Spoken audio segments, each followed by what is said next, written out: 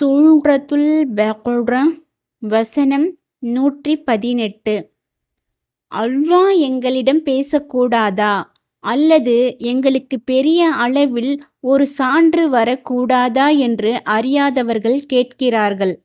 இவ்வாறே இவர்களுக்கு முன் இருந்தவர்களும் இவர்கள் கூறியதைப் போன்றே கூறினார்கள். அவர்களின் உள்ளங்கள் அனைத்தும் ஒரே மாதிரியாகவே உள்ளன. உறுதியாக நம்பிக்கை கொள்ளும் சமூகத்தாருக்கு நாம் சான்றுகளை தெளிவுபடுத்திவிட்டோம்.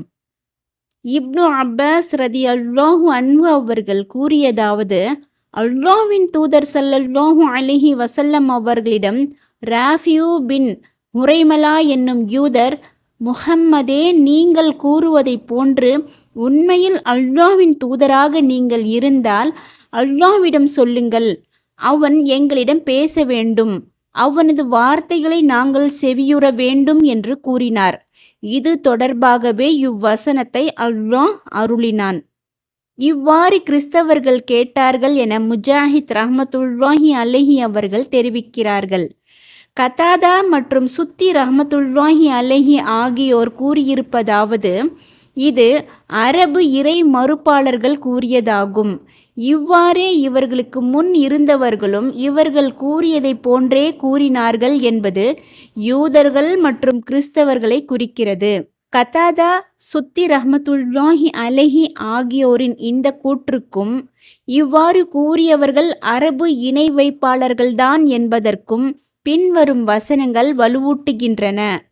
அவர்களிடம் ஏதேனும் சான்று வந்தால் அல்லாஹ்வின் தூதர்களுக்கு வழங்கப்பட்டதை போன்று எங்களுக்கும் வழங்கப்படாதவரை நாங்கள் நம்பிக்கை கொள்ளவே மாட்டோம் என்று அவர்கள் கூறினார்கள். பூமியில் எங்களுக்காக ஒரு நீர் ஊற்றை நீர் ஓடச் செய்யாதவரை உம்மை நாங்கள் நம்பவே மாட்டோம். அல்லது உமக்கு பேரீச்சை மற்றும் திராட்சை தோட்டம் இருக்க வேண்டும், அவற்றுக்கிடையே நதிகளை பெருக்கெடுத்து ஓடச் செய்ய வேண்டும். அல்லது நீர் நினைப்பதைப் போன்று எங்கள் மீது வானத்தை துண்டு துண்டாக விழ வைக்க வேண்டும். அல்லது அல்லாஹ்வையும் வானவர்களையும் நீர் நேரில் அழைத்து வர வேண்டும்.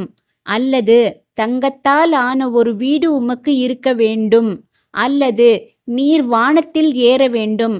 நாங்கள் படிக்கத்தக்க நூல் ஒன்றை எங்களுக்கு இறக்கி கொண்டு வராதவரை நீர் ஏறிச் சென்றதை நாங்கள் நம்ப மாட்டோம் என்று கூறினர்.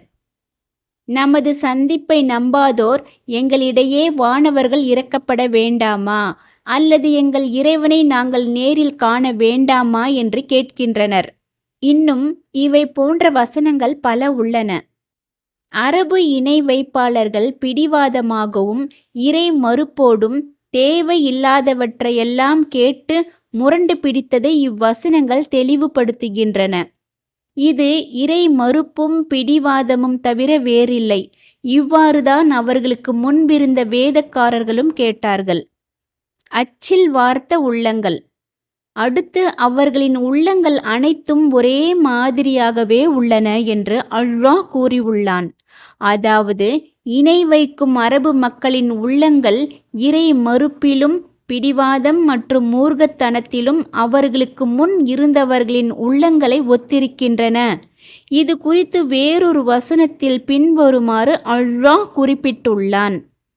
இவ்வாறே தங்களுக்கு முன் வாழ்ந்தவர்களிடம் எந்த இறைத்தூதர் வந்தாலும் இவர் பைத்தியக்காரர் என்றோ சூனியக்காரர் என்றோ அவர்கள் சொல்லாமல் இருந்ததில்லை. அவர்கள் இது தொடர்பாக தமக்கு பேசி வைத்து கொண்டார்களா என்ன? அடுத்து, உறுதியான நம்பிக்கை கொள்ளும் சமூகத்தாருக்கு நாம் சான்றுகளை தெளிவுபடுத்தி விட்டோம் என்று அல்லாஹ் கூறியுள்ளான். அதாவது இறை தூதர்கள் உண்மையானவர்கள் என்பதற்கு மேற்கொண்டு கேள்வி கேட்க வேண்டிய தேவையே இல்லாத அளவிற்கு ஏராளமான ஆதாரங்களை நாம் தெளிவுபடுத்தி விட்டோம். அது மட்டுமின்றி யார் இறைவனை உறுதியோடு நம்பி அவனை உண்மையாக்கி இறை தூதர்களை பின்பற்றி அல்லாஹ்விடமிருந்து அவர்கள் கொண்டு வந்ததை புரிந்து கொண்டாரோ அவருக்கு இன்னும் கூடுதலாக நாம் தெளிவுபடுத்தினோம்.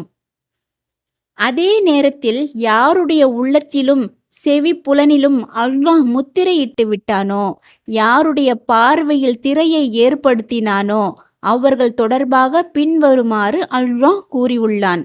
எவர் மீது உம்முடைய இறைவனின் தண்டனை பற்றிய தீர்ப்பு உறுதியாகிவிட்டதோ அவர்கள் வதைக்கும் வேதனையை காணாதவரை நம்பிக்கை கொள்ள மாட்டார்கள்.